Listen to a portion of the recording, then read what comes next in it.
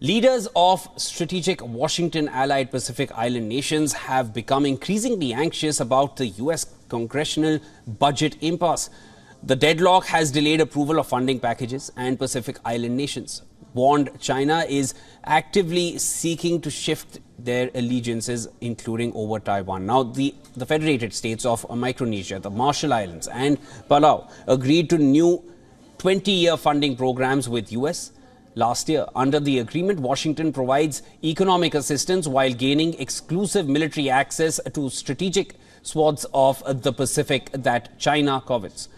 But despite bipartisan support for the new programs, known as Compacts of Free Association, the funding has yet to be approved by Congress months later.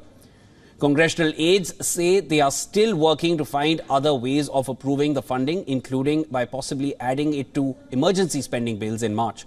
There is no guarantee of success despite the urgency. The supplemental budget has been held up in Congress by Republican insistence that any package must include measures to address security at the U.S. border with Mexico.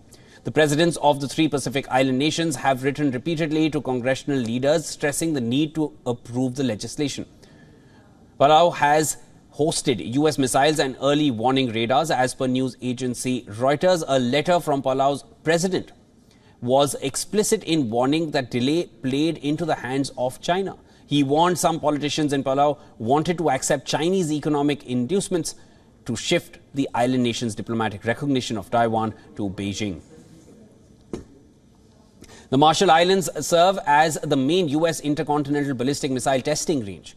President Hilda Hines' letters stated there have been carrot and stick efforts from China to shift their alliances, including discontinuing support for Taiwan. The Biden administration has repeatedly urged Congress to approve the funding and stressed that China is waiting to take advantage.